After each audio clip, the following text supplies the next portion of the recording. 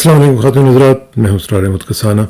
सबसे पहले इकबाल के साथ आगाज़ करते हैं और बिल्कुल अकॉर्डिंग टू द सिचुएशन मैं चाहता हूँ कि आपके साथ ज़रा इकबाल की एक दो चीज़ें शेयर करूँ।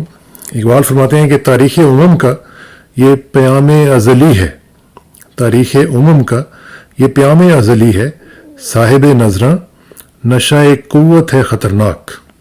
ये मैं अपने जो हमारे हुक्मरान हैं रियल और उनके पीछे वाले और उनके आगे वाले सब हुक्मरानों से मैं गुजारिश करना चाहता हूँ कि नशा क़ुव्वत जो है ना वो बड़ा ख़तरनाक होता है, और ये इकबाल कह रहे हैं, मैं नहीं कह रहा हूँ। और इसी का आगे देखें कि जो दूसरा शेर है वो फरमाते हैं कि इस सैले सुबक सैर व ज़मीं गिर के आगे, यानी बहुत तेज़ चलने वाले तूफ़ान के आगे अक्ल नज़र व इल्म व हुनर हैं खसो खाशाक। यानी जब इस तरह की कुव्वत का जो नशा है जब वो आ जाता है तो फिर उसके आगे अक्ल व नज़र और इल्म व हुनर, कोई किसी ने मास्टर्स किया हुआ है, किसी ने PhD की हुई है, प्रोफेसर तारिक की तरह जो लम्स के थे, जिस तरह उनको पकड़ा गया, फिर वो सब कुछ खसो खाशाक की तरह बह जाता है। उसमें फिर जो है ना वो ना डेमोक्रेसी होती है, ना उसमें कोई ह्यूमन राइट्स होते हैं, ना इस तरह की चीज़ें होती हैं। तो ये हमारे दोस्त हैं मज़हर साहब, उन्होंने मुझे भेजा, मैंने सोचा कि मैं आपके साथ शेयर करूं, और ये बिल्कुल हस्बे हाल है। और इसी तरह जैसे मैंने अभी आपको जिक्र किया प्रोफेसर तारिक का, वो भी आप ज़रा देखिए, ये हैं वो प्रोफेसर तारिक जो लम्स के प्रोफेसर हैं और सब कुछ छोड़ छाड़ के पाकिस्तान गए कि पाकिस्तान की खिदमत करूँगा। उस दिन जिस दिन कॉल थी प्रोटेस्ट की, वहाँ पे खड़े हुए थे लम्स के बाहर, और इनको वहाँ पे इनके बच्चों के सामने, इनके बच्चे भी साथ प्ले कार्ड्स लेके खड़े हुए थे, इनको वहाँ से पकड़ा गया और उनकी अभी हड्डियाँ शड्डियाँ टूटी हुई हैं, और अल्लाह ताला खैर करे। लेकिन वो हौसले में है, वो कह रहे हैं कि जी ये मैंने अभी इनकी स्टेटमेंट पढ़ी है कि मुझे कह रहे हैं कि आप यहाँ से चले जाएँ।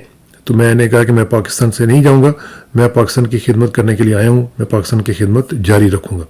तो ये वो जज्बा है जिसके तहत लोग जहाँ पे मुल्कों से बहुत से जो ओवरसीज़ पाकिस्तानी हैं वो सब कुछ छोड़ छाड़ के वहाँ पे जाते हैं और पाकिस्तान की खिदमत करने के लिए वो अपने आप को तैयार करते हैं और जाके खिदमत करते हैं। और पैसा भी उनको कोई ख़ास नहीं मिलता, वो सिर्फ ये है कि उनका एक जज्बा होता है। हमारे एक दोस्त हैं माइक शेख साहब, वो कहा करते हैं कि पहले वो कहते हैं कि आप अर्न करें, फिर आप लर्न करें, फिर आप रिटर्न करें, लर्न अर्न एंड रिटर्न। तो वो हमेशा ये बात करते होते हैं कि आप जब टाइम आ जाएगा टू रिटर्न का, कि फिर आपने पे बैक भी करना होता है उस कम्युनिटी को, उस मुल्क को जिसने आपको इस काबिल बनाया होता है। तो ये समझने की बातें, ये जो ताकत के नशे में होते हैं या जिस तरह के गुल्लू बाट हैं, इनको आप इस तरह की बातें करेंगे तो इनको समझ नहीं आती है। वो तो कहते हैं यार ये होता क्या है, ये रिटर्न करना या कम्युनिटी की फीलिंग क्या होती है। एनीवे, बड़ी इंपॉर्टेंट चीज़ें चल रही हैं। और आपने देखा कि नेशनल सिक्योरिटी कमेटी की जो मीटिंग हुई है वो उसका जो एलामिया आया है उसमें वाज़ेह तौर पर उन्होंने कह दिया जी कि हम तो स्टेप बैक नहीं करेंगे, और जो 9 मई वाला वाक़या है वो सारे के सारे जो उसके अंदर लोग मुलव्वस हैं उनको करार वाक़ई सज़ा दी जाएगी। और करार वाक़ई सज़ा ही नहीं दी जाएगी बल्कि मिलिट्री एक्ट, आर्मी एक्ट के तहत जो है वो सारा कुछ प्रोसीड किया जाएगा। और ऑफिशियल सीक्रेट एक्ट जिस तरह के पहले हमने कल भी बात की थी उसके तहत किया जाएगा। और उसमें ज़ाहिर है कि आपको पता है कि वो अपील नहीं होती, और जो चाहें जिसको चाहें वो लटका दें, और including anybody, including may be Imran Khan. तो ये जो सूरत हाल है ये बता रही है कि हमारे जो माशाल्लाह जो कंट्रोल में जो लोग हैं उनके अंदर सोचने समझने की कितनी अच्छी कुव्वत है, और कितना अच्छा उनको अल्लाह ताला ने ये मलका अता किया है कि वो चीज़ों को समझने की कोशिश कर सकें।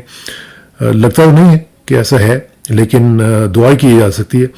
लेकिन जो हम स्टेटमेंट्स देख रहे हैं उसमें तो मुझे बड़ी मायूसी हुई कि एक होता है ना कि जैसे मुल्क का जब आपके पास जिम्मेदारी आती है, जितना बड़ा ओहदा होता है उतनी ही बड़ी जिम्मेदारी होती है, और उस जिम्मेदारी के लिए फिर उतना ही बोझ आदमी फील करता है कि यार मेरे अंदर इतना एक सेंस ऑफ अकाउंटेबिलिटी होनी चाहिए कि मैं जो भी कुछ कर रहा हूँ वो मैं कल को अपने खुदा के आगे भी पेश कर सकूँ और अपने अवाम के सामने भी पेश कर सकूँ कि मैंने जो काम किया वो ठीक किया या गलत किया।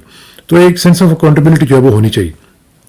ये जो हमने एलामिया देखा है इसमें तो मुझे वो कोई चीज़ ऐसी नज़र नहीं आ रही है सिवाय एक पैराग्राफ के कि जिसमें उन्होंने कहा कि कंसेंसस, और वो भी मुझे लगता है कि ये होंठ सेवा कर रहे हैं, लिप सर्विस कर रहे हैं, इनका कोई ख़ास मकसद एज सच प्रैक्टिकली स्पीकिंग कोई कंसेंसस बिल्डिंग है नहीं।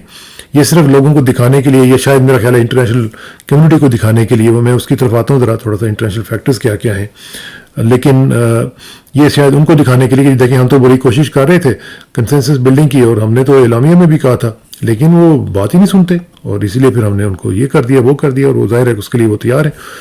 तो एक तो ये है कि जो मिलिट्री ट्रायल्स हैं इनके ऊपर अभी से ही रिएक्शन आना शुरू हो गया है, और अभी मज़ीद आएगा, क्योंकि ये कोई हल नहीं है इस सदी में जो कि मॉडर्न सदी है, जिसमें आज हमें फिर धकेला जा रहा है वही डिक्टेटरशिप की तरफ, वही आमरीत की तरफ, वही आमराना पॉलिसियों की तरफ, जिसके मुतालिक लोगों को पहले से ही कंसर्न्स मौजूद हैं। और पहले भी लोगों ने ये कोशिशें की थी, आपको याद है पहले भी जो मार्शल लॉ लगे थे उन्होंने यही कोशिशें की थी, अभी भी ये मार्शल लॉ लग चुका है। ये आप ये ना समझें कि ये सिविलियन हुकूमत है, ये मार्शल लॉ है, उसकी एक्सटेंशन है आगे सिविलियन हुकूमत, और वो आपको पता ही वो किस तरह के हैं, उनको तो जो चाहे वो, उनके तो इंटरेस्ट ही इसमें है कि जितना केओस होगा, जितनी बर्बादी होगी और तबाही होगी, वो इसी में वो थ्राइव करेंगे। तो इसलिए ये मार्शल लॉ की हुकूमत जो है उसमें ये सब कुछ चल रहा है। इंटरनेशनल कम्युनिटी जो है वो उसकी तरफ मैं आता हूँ, उसका रिएक्शन क्या है और किस तरीके से चल रहा है। लेकिन इसमें एक चीज़ बड़ी इंपॉर्टेंट है कि मीडिया में अभी से ही इसके मुतल्लिक मुख्तलिफ चीज़ें आनी शुरू हो गई हैं। मैं आपको दिखाता हूँ कि मीडिया में क्या चल रहा है इस वक्त, और ख़ास तौर पे जो हमारा जो इंग्लिश मीडिया है वो इसमें काफ़ी आगे है, और वो बता रहे हैं कि क्या क्या हो रहा है और किस तरीके से हो रहा है, और ये मैं आपके साथ शेयर करता हूँ। आप थोड़ा सा इसको ज़रा देखिएगा और फिर मैं आपको इसको समझाता हूँ आपको कि वो क्या कह रहे हैं और किस तरह कह रहे हैं। ये जो सूरत हाल है ये बड़ी ही मेरे ख्याल में बड़ी भयानक किस्म की सूरत हाल है। देखिए जी, वो कह रहे हैं कि the army is clearly furious, कि आर्मी को इससे बड़ा शदीद गुस्सा है। The events of last week have challenged it's primacy in the calculus of power. ये बड़ा जुर्म हो गया ना, जुर्म हुआ है कि उनका जो एक उनका रुतबा था उसको किसी ने, जो पावर का कैलकुलस है उसमें किसी ने चैलेंज कर दिया, तो इसलिए गुस्से में है वो। And it is seeking to it's way back. अब वो कोशिश कर रहे हैं कि उसको जो चीज़ें खोई गई हैं उनसे या छीनी गई हैं, या वो रुतबा जो छीना गया उसको वापस लिया जाए। It should not surprise anyone that it is looking to respond with overwhelming force. तो वो एक ओवरवेलमिंग फोर्स यूज़ करने की कोशिश कर रहे हैं, और ये मैं थोड़ा सा आपको बताता हूँ क्योंकि पूरा नहीं मैं पढ़ूंगा। The press release issued after Mondays core commanders meeting reflects this strategy, कि वो जो अभी ये एलामिया जिसकी मैं पहले भी बात कर रहा था उसके मुताबिक वो कह रहे हैं कि ये उस स्ट्रेटजी को रिफ्लेक्ट कर रहा है जो अभी इन्होंने बताई है। However the army must reconsider the path it intends to take. लेकिन उसने कहा कि एडिटोरियल ये कह रहा है कि आर्मी को चाहिए कि वो इस पे नज़रसानी करे कि जो रास्ता उन्होंने अपनाने की कोशिश की है ये इसके ऊपर नज़रसानी कर लें। The ISPR has said the army will be seeking trials of suspects under the Army Act and the Official Secrets Act, कि आर्मी एक्ट के तहत और ऑफिशियल सीक्रेट एक्ट के तहत लोगों के खिलाफ ट्रायल किए जाएंगे। Both laws have long been criticised bye rights activist. ये दोनों जो कवानीन हैं इनको जो इंसानी हकूक़ की तंजीमें हैं, जो लोग इनके लिए काम करते हैं, वो पहले से काफ़ी देर इनको क्रिटिसाइज कर चुके हैं, तनकीद का निशाना बना चुके हैं। And ex serviceman for being repugnant to fundamental legal rights, और एक्स सर्विसमैन जो है वो भी इसको बुनियादी हकूक़ के खिलाफ करार दे चुके हैं, including the right to a fair and transparent trial. ये हर इंसान का बुनियादी हक है, आप याद रखिएगा। ये जो इन्होंने कहा है ना कि हम मिलिट्री ट्रायल्स के करेंगे, इसमें तो कोई अपील ही नहीं है, इसमें तो ट्रायल ही होता ही नहीं है, और जो वकील होते हैं वो पता नहीं किस तरह के होते हैं। तो बुनियादी हक जो इंसान का है उसमें एक ये भी है कि उसको फ्री ट्रायल, अपना जो ओपन एंड ट्रांसपेरेंट ट्रायल मिले उसको, और ओपन हो। The right to proper legal representation, उसकी एक प्रॉपर वकील की रिप्रेजेंटेशन के जरिए उसकी नुमाइंदगी की जाए वहाँ पे। The right to appeal sentences, और जो अगर सजा मिले तो उसके ऊपर अपील का हक हो उसे, ठीक है ना जी। तो ये जो सूरत हाल है ये मैं आपको दिखाना चाह रहा हूँ कि ये आप देखें। And most importantly the right to be presumed innocent until proven guilty, और जब तक कि वो गिल्टी नहीं साबित होता उस तक वो इनोसेंट रहे। یہ ہمارے یہاں تو پہلے ہی انہوں نے تو کہہ دیا نا جی کہ نہیں جی سارے کے سارے انہوں نے تو یہ کیا وہ کیا اور جلا دیا راکھ کر دیا اور یہ کوئی ٹرائل نہیں ہوا کچھ نہیں ہوا پہلے ہی جناب جج بن گئے جوری بن گئے سب کچھ کر کے تو وہ انہوں نے یہ کر دی. اچھا یہ میں تھوڑا سا آخر میں بتاتا ہوں آپ کو. Finally the military leadership must remember that the laws governing the armed forces were meant to maintain discipline. کہ انہوں نے کہہ رہے ہیں کہ جو آرمی ہے وہ یہ یاد رکھے کہ جو لاز ہیں آرمی کو جو گورن کرتے ہیں ان کا مقصد ڈسپلن مینٹین کرنا ہے اینڈ پرپیچویٹ کنٹرول اور اپنا کنٹرول جو ہے اس کو جاری رکھنا ہے. ناٹ پنش سٹیزنس کہ شہریوں کو سزا دینا نہیں ہے. who may have been expressing pent up anger and frustration کہ جو اپنے غصے میں کوئی بات کر رہے ہیں یا فرسٹریشن میں اپنی کوئی بات کر رہے ہیں کوئی مظاہرہ کر رہا ہے اور پیسفل طریقے سے کر رہا ہے تو اس کا مطلب یہ نہیں کہ آپ ان کو پنش کرتے پھریں ان لاز کے تحت. اور یہ میں حیرانوں کے ڈان کہہ رہے ہیں. The ISPR statement indicates that the army still wants the full support of the people of Pakistan. کہ ISPR نے کہا جی کہ ہمیں آرمی کو چاہیے ہے کہ پوری قوم جو ہے اس کی حمایت کرے. اب وہ کیا کہہ رہے ہیں؟ وہ کہہ رہے ہیں کہ it will find it difficult to achieve this goal if the people are treated as enemies. لیکن جن کی آپ حمایت چاہتے ہیں دیکھیں اس کے اندر ایک تضاد ہے نا کہ ہمیں ہماری حمایت کریں ہمارے پیچھے کھڑے ہوں اور ساتھ ہی آپ جن کو پیچھے کھڑے ہونے کا کہہ رہے ہیں ان کو آپ کہہ رہے ہیں کہ آپ ہمارے دشمن ہیں. تو یہ ڈان کا ایڈیٹوریل یہ کہہ رہا ہے کہ اگر آپ کا یہ گول ہے تو یہ اچیو نہیں ہوگا کیونکہ آپ ان کو لوگوں کو تو آپ اینیمی اپنا کہہ رہے ہیں دشمن کہہ رہے ہیں تو یہ آپ کیسے اچیو کریں گے. تو یہ میں اس کو اسٹاپ کرتا ہوں اور پھر میں آگے بڑھتا ہوں. یہ جو صورتحال آپ دیکھ رہے ہیں دیکھیں یہ ایک بڑی امپورٹنٹ صورتحال ہے اس وقت جو ہم دیکھ رہے ہیں. اس میں یہ رائٹس کا معاملہ آئے گا اور میں آپ کو یہ بھی بتاؤں میں دیکھ رہا تھا ایک اسٹیٹمنٹ ان کی human rights commission of Pakistan ماشاء اللہ وہ جاگ گئے ہیں واہ تعلیم بیوٹیفل مجھے بڑی خوشی ہوئی. دیکھیں الیکشن کمیشن آف پاکستان کی جانب سے یہ جو بیان آیا ہے میں بڑا خوش ہوں کہ چلیں ان کو کسی نے خواب خرگوش سے جگایا اور ان کو بھی پتہ چلا کہ ہماری کیا ذمہ داری ہیں. تو انہوں نے کہا کہ احتجاج میں سرکاری اور نجی املاک کو جو نقصان پہنچانے کا محاسبہ ضرور ہونا چاہیے لیکن آرمی ایکٹ اور آفیشیل سیکرٹ ایکٹ کے عام شہریوں پر استعمال کی سخت مخالفت کرتے ہیں. سرکاری اور نجی املاک کو نقصان پہنچانے والے مناسب کارروائی کے حقدار ہیں. پہلے بھی جن شہریوں پر ان ایکٹ کے تحت مقدمہ چلا وہ بھی سول عدالتوں میں لانے چاہیے. جو پہلے بھی آپ کر رہے ہیں ان کو بھی آپ سول عدالتوں میں لائیں. ہیومن رائٹس کمیشن نے کہا کہ سوات میں پولیس اہلکار کی فائرنگ سے اسکول طالبہ کی ہولناک موت ہوئی. سوات واقعے میں 7 دیگر افراد زخمی بھی ہوئے ہیں. سوات کے واقعات یاد دہانی ہے کہ نوجوان کس قدر تشدد کا شکار اور غیر محفوظ ہے. آپ ذرا اندازہ لگائیں کہ یہ وہ ہیومن رائٹس کمیشن ہے جو بولتا ہی نہیں ہے خاص طور پہ اگر پی ٹی آئی کے معاملات ہوں یا پی ٹی آئی کے خواتین کے معاملات ہوں. ابھی بھی جو ہیومن رائٹس کے آرگنائزیشنز ہیں جو فورن فنڈڈ ہیں آئی این جی اوز ہیں ان کے نزدیک جو ڈیفینیشن ہے ویمن رائٹس کی وہ صرف یہ ہے کہ جو نان پی ٹی آئی ہوں. جو پی ٹی آئی کی خواتین ہیں ان کے کوئی رائٹس نہیں ہیں ان کی بچیوں کے کوئی رائٹس نہیں ہیں جو اندر ہیں اس وقت ینگ لڑکیوں جن کو انہوں نے پکڑا ہوا ہے اور بھیڑ بکریوں کی طرح رکھا ہوا ہے ان کے ساتھ پتہ نہیں کیا سلوک کیا جا رہا ہے. میں آپ کو بتاؤں اور کسی بھی بات پہ عذاب آئے نہ آئے اس بات کے اوپر یہ پنجاب پولیس والوں کے اوپر عذاب ضرور آئے گا کہ جس طریقے سے انہوں نے لوگوں کی عزتوں کو اچھالا ہے لوگوں کے گھروں میں انہوں نے چادر دیواری کو انہوں نے پامال کیا ہے اور جس طرح یہ عورتوں کو خواتین کو بچیوں کو ینگ بچیوں کو لے کے گئے ہیں اور ان کا پتہ ہی نہیں ہے کہ وہ کہاں پہ ہیں بیچاریوں کا اور ان کے ساتھ پتہ نہیں یہ کیا سلوک کر رہے ہیں. اور یہ جس طرح کے یہ جانور ہیں ان سے کسی بھی قسم کے سلوک کی توقع کی جا سکتی ہے.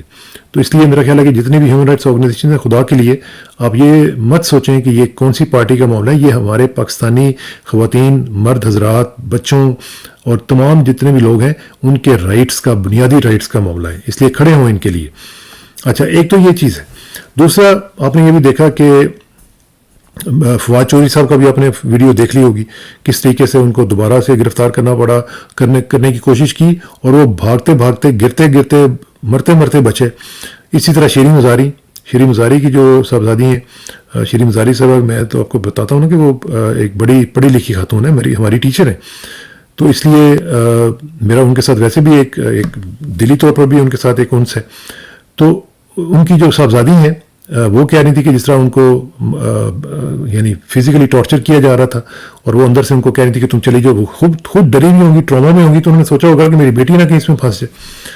تو یہ جو صورتحال چل رہی ہے جس طریقے سے یہ چل رہا ہے پروفیسر طارق صاحب کو میں نے آپ کو بتایا لمس کے جو ہیں تو یہ چیزیں دیکھنی چاہیے، روکنی چاہیے. اور جو خاص طور پہ ہمارے ہینڈلرز ہیں جو نیوٹرلز ہیں سو کالڈ، ان کو بھی چاہیے کہ یہ ہمارے پاکستان کے شہری ہیں، ٹھیک ہے نا. آپ کو اپنی بلڈنگز کا تو خیال آتا ہے، لیکن جو آپ کو پتہ ہے کہ خانہ کعبہ کے بارے میں کیا کہا گیا ہے کہ نبی کریم صلی اللہ علیہ وسلم نے آخری خطبہ میں یہ کہا تھا کہ ایک انسان کی عصمت جو ہے وہ خانہ کعبہ سے بھی زیادہ امپورٹنٹ ہے. تو آپ ہمارے جو پاکستان کے جو لوگ ہیں ان کی عزت کو اس قابل بھی نہیں سمجھتے کہ آپ ان کے متعلق سوچ سکیں کہ وہ کیا کر رہے ہیں. بلڈنگز ٹھیک ہے، بلڈنگز کی آپ بات کریں کہ جو ان کو جلا دیا گیا، لیکن اس سے زیادہ امپورٹنٹ تو ایک انسان ہے نا، اس کی بھی بات کر لیں. اچھا، دوسری طرف دیکھیں جی، خواجہ آصف صاحب نے کیا آج اعتراف کر دی. انہوں نے کہا جی کہ نواز شریف صاحب کی جو ڈیل ہوئی تھی وہ کسی اور نے نہیں کروائی تھی، وہ اسٹیبلشمنٹ نے کروائی تھی. اور پھر یہ بھی مان لیا کہ ان کو باہر بھجوانے والے بھی اسٹیبلشمنٹ کے لوگ تھے، تو کورٹس کو بھی کہہ کے انہوں نے سارا کچھ کروا لیا. اب یہاں سے آپ اندازہ لگائیں کہ کیا بندہ کہہ سکتا ہے کہ ہمارے جو معاملات ہیں کس طرح کے چل رہے ہیں. یعنی نیکڈ قسم کی انٹرونشن، نیکڈ قسم کی انٹرفیئرنس یہ ہم دیکھتے ہیں پولیٹیکل افیئرز میں، گورنمنٹل افیئرز میں، ہماری فوج کی طرف سے، اسٹیبلشمنٹ کی طرف سے.